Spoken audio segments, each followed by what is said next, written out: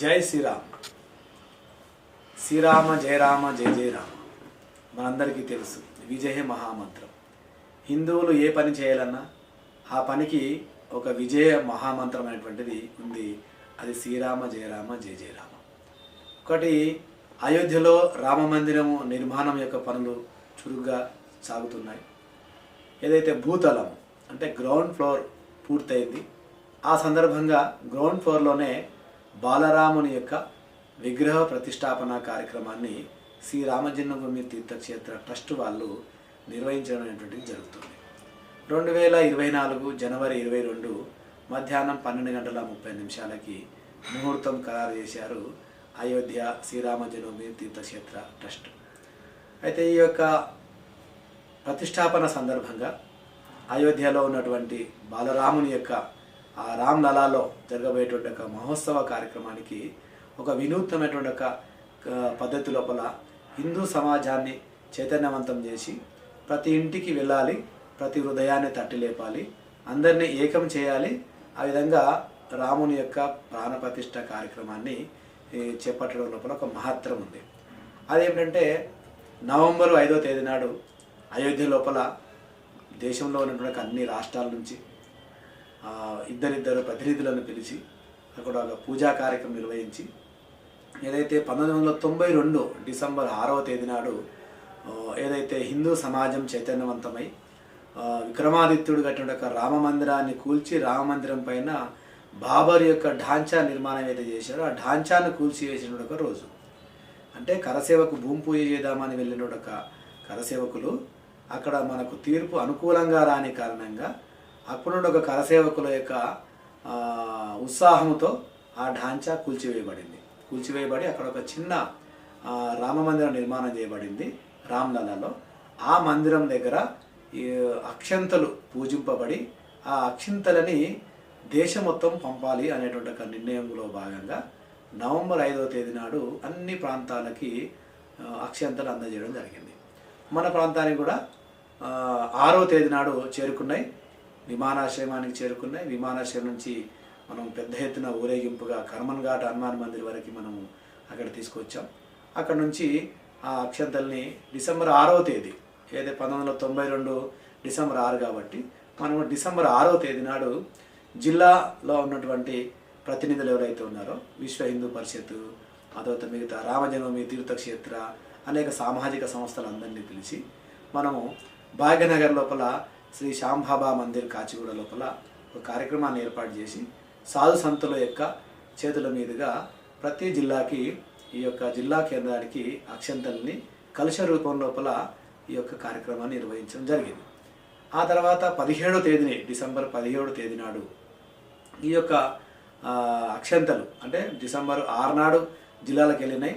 అన్ని జిల్లా లోపల అక్షంతలకు స్వాగత కార్యక్రమాలు బ్రహ్మాండంగా జరిగినాయి. ఈవెన్ మన యొక్క ఖమ్మం జిల్లా లాంటి యొక్క మారుమూల ఒక ప్రాంతంలో, సిర్పూర్ కాగన్న లాంటి ఒక అతి మారుమూల ప్రాంతాల్లో కూడా పెద్ద ఎత్తున ప్రజలు హిందూ బంధువులు ఇట్లా అక్షంతలు వస్తున్నాయంటే వేల మంది మహిళలు తాళమేళాలతోని మంగళారులతోని స్వాగతం పలికారు. ఆ తర్వాత 17వ తేదీ నుంచి మొదలుకొని 17 నాడు అన్ని జిల్లా కేంద్రాల లోపల సమావేశాలు నిర్వహించడం జరిగింది. జిల్లా కేంద్రానికి అన్ని మండలాల నుంచి ప్రతినిధులందరినీ పిలిచి ప్రతినిధులందరికీ కూడా మండలానికి సరిపడేటువంటి ఒక అక్షంతల్ని మండల కార్యకర్తలకి సూచనలు అన్నిటిని చెప్పి వాళ్ళకు ఇవ్వడం జరిగింది.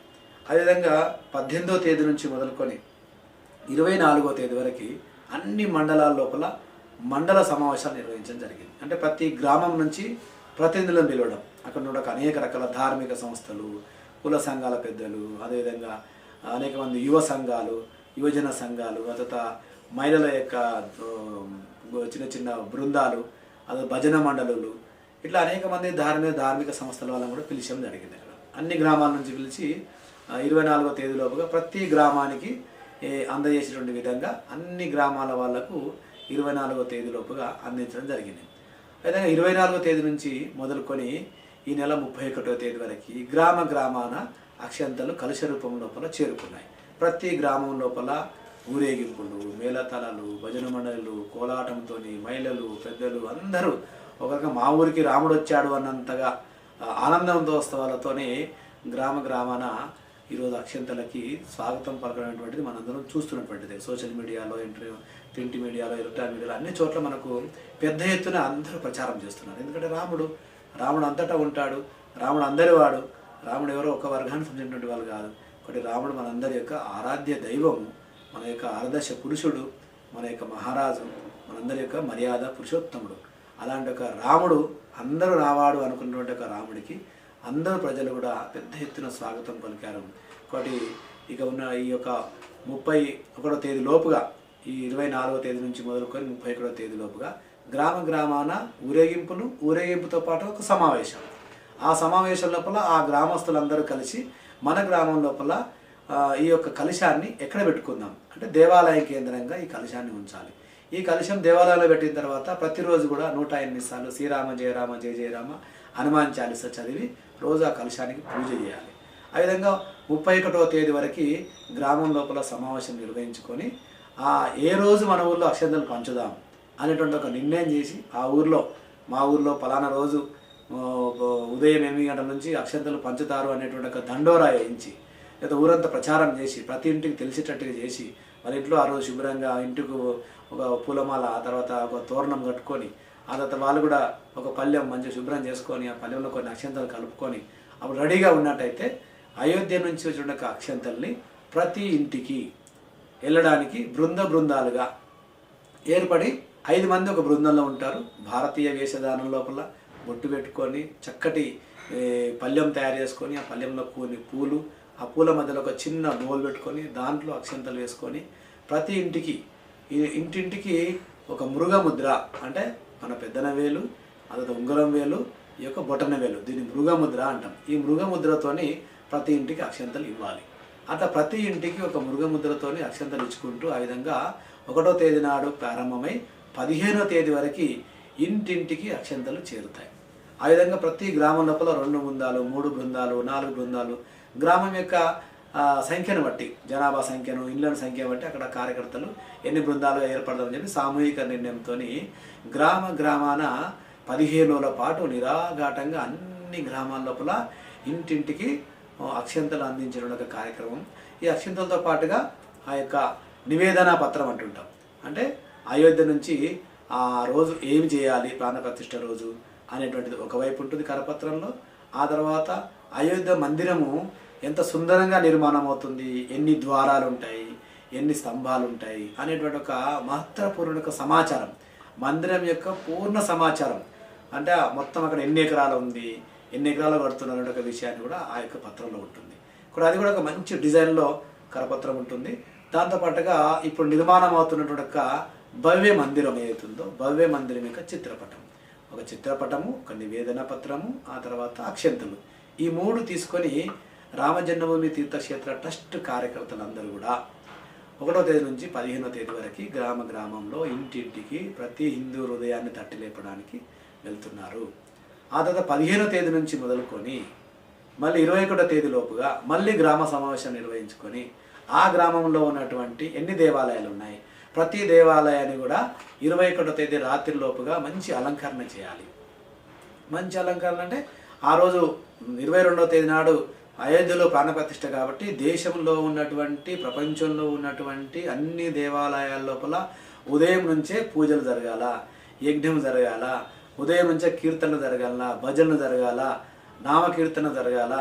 అట్లా ప్రతి దేవాలయం ఎల్లమ్మ, మైసమ్మ, పోషమ్మ, ఉరుడమ్మ, అన్ని శివాలయము, కృష్ణాలయము, రామాలయము, గణపతి ఆలయాలు, అట్లా అనేక ఆలయాలు కొండల్లో, కోనల్లో, గుడిసెల్లో, నగరాల్లో, అన్ని చోట్ల నగరవాసులు, గిరివాసులు, వనవాసులు అందరూ యొక్క రాముని కార్యం లోపల ఆ రోజు నిమగ్నం అవుతారు. అంతటి యొక్క చైతన్యం తీసుకురావడానికి హిందూ సమాజానికి ఈ అక్షంతలు అనేటువంటిది ఇంటింటికి వెళ్ళబోతున్నాయి.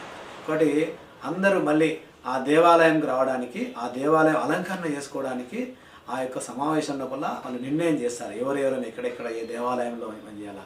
ప్రతి దేవాలయం లోపల ఒక స్క్రీన్ పెట్టి అక్కడ ప్రత్యక్ష ప్రసారం చూపించడానికి అనేక ఏర్పాట్లు జరుగుతున్నాయి.